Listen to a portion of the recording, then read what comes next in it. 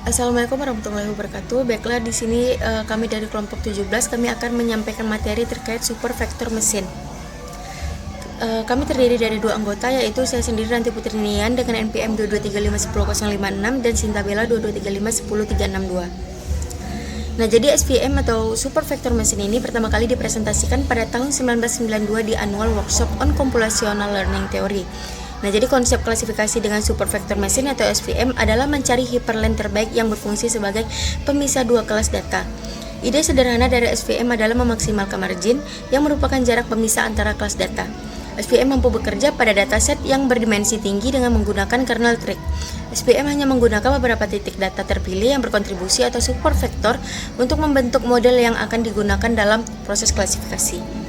Kemudian cara kerja SVM itu ada 4. Yang pertama itu ada class separation, yaitu tujuannya untuk mencari hyperlink yang optimal di antara dua kelas dengan memaksimalkan margin di antara titik kelas terdekat.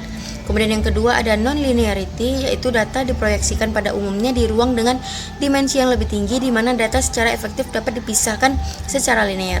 Kemudian yang ketiga itu ada overlapping class. Nah, jadi data yang terletak pada bukan kelasnya dari margin diskriminan akan dikurangin pengaruhnya. Kemudian yang keempat itu ada problem solution. Nah, jadi keseluruhan tugas dapat diinformasikan sebagai masalah optimasi kuadratik yang dapat diselesaikan dengan teknik yang sudah diketahui. Kemudian ini adalah gambaran dari super vektor mesin. Nah, jadi di sini ada garis yang ini adalah hyperlink-nya. Kemudian jarak ini itu adalah margin, kemudian yang ini sama yang ini itu disebut dengan super vektornya. Kemudian tahapan SVM itu ada 6. Yang pertama itu memvisualisasikan data, yang kedua itu meminimalkan nilai margin, kemudian yang ketiga itu mencari persamaan hyperlink, yang kemudian keempat itu memvisualisasikan hyperlink, yang kelima itu melakukan pengujian data, dan yang keenam itu melakukan klasifikasi. Nah, jadi di sini ada contoh soal. Contoh soalnya di sini ada X1, X2 dan kelas atau bisa disebut dengan Y. Jadi di sini X1-nya 1, X2-nya 1 dan Y-nya 1. Kemudian X1-nya 1, X2-nya min 1 dan Y-nya min 1. Kemudian X1-nya ada min 1, kemudian X2-nya 1 dan kemudian Y-nya min 1. Kemudian X1-nya min 1, X2-nya min 1 dan Y-nya min 1. Nah, jadi diketahui dari data di atas terdapat 4 titik yang terdiri dari X1 dan X2. Baik, yang pertama itu kita memvisualisasikan datanya terlebih dahulu. Nah, jadi di sini X1-nya yang garis di sini kita visualisasikan dengan X1, kemudian garis yang ke atas ini X2. Nah, kemudian X1-nya 1, X2-nya juga 1. Berarti X1-nya 1, X2-nya 1. Berarti titiknya di sini. Kemudian di sini X1-nya 1, X2-nya min 1. Nah, jadi di sini X1-nya 1, X2-nya min 1. X2 min 1 berarti titiknya di sini. Kemudian di sini X1-nya min 1, kemudian X2-nya 1. Berarti di sini min 1, kemudian ininya 1. X2-nya 1. Kemudian di sini sama-sama min 1. Berarti X1-nya min 1, X2-nya min 1, berarti titiknya di sini. Baik, selanjutnya akan dilanjutkan oleh rekan saya yaitu Sintabella. Kepada Sintabella dipersilakan. Baiklah, di sini saya akan menjelaskan kelanjutan dari teman saya. Di mana sini ada jawaban untuk meminimalkan nilai margin. Lalu di sini ada meminimalkan nilainya itu seperti ini. Lalu dengan syaratnya seperti ini. Selanjutnya untuk mencari persamaan hyperlink, yang dimana itu kita harus memasukkan data ke rumus syarat tersebut. Syaratnya seperti yang tadi ini. Lalu ini hasilnya untuk W1 plus W2 plus B besar 1, untuk Y-nya sama dengan 1, X1-nya sama dengan 1, W2-nya sama dengan 2. Lalu yang kedua seperti ini. Lalu hasilnya untuk Y2 sama dengan min 1, X1 sama dengan 1, W2 sama dengan min 2. Yang ketiga seperti ini. Lalu hasilnya untuk Y1 sama dengan min 1, X1 sama dengan min 1, lalu W2 sama dengan 1. Yang keempat juga seperti ini. Untuk hasilnya itu Y1 sama dengan min 1, X1-nya sama dengan min 1, lalu W2-nya sama dengan min 1. Lalu kelanjutannya untuk menjumlahkan persamaan 1 dan 2 seperti ini. Sama dengan W2 sama dengan 2, W2-nya sama dengan 1. Lalu untuk menjumlahkan persamaan 1 dan 3 seperti ini. Lalu hasilnya sama dengan 2W1 sama dengan 2, lalu W1-nya sama dengan 1. Lalu untuk menjumlahkan persamaan 1 dan 2, cara seperti ini sama dengan hasilnya min 2B sama dengan 2, B sama dengan 1. Lalu ini persamaan hyperlength dan visualisasinya.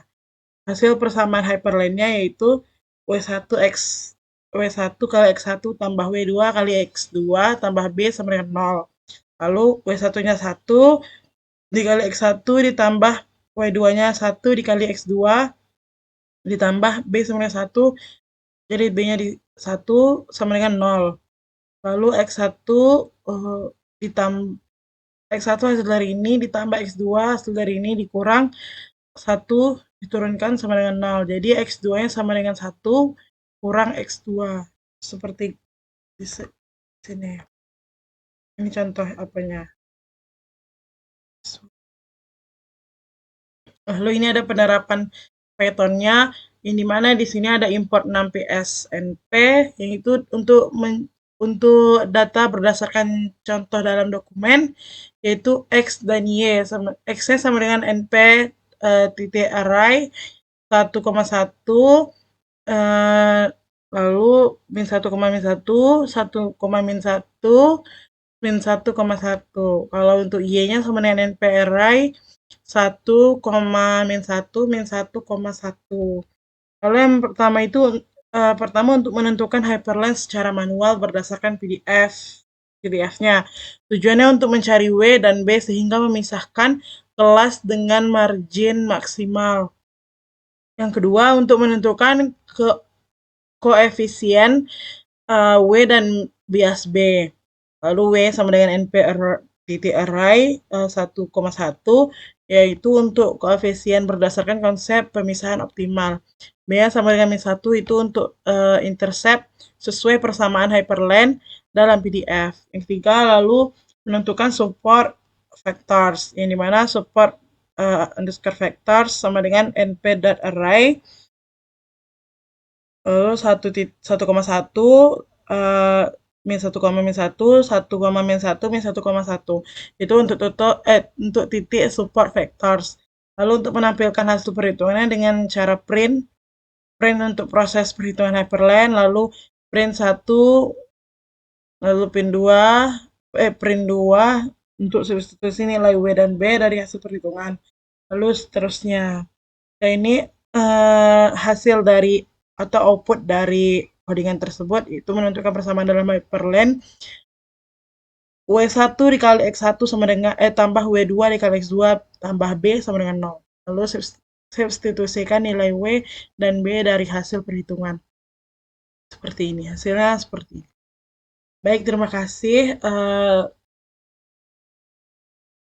Segitu dari kami. Mohon maaf jika ada kekurangan. Wabillahi taufiq wal hidayah. Wassalamualaikum warahmatullahi wabarakatuh.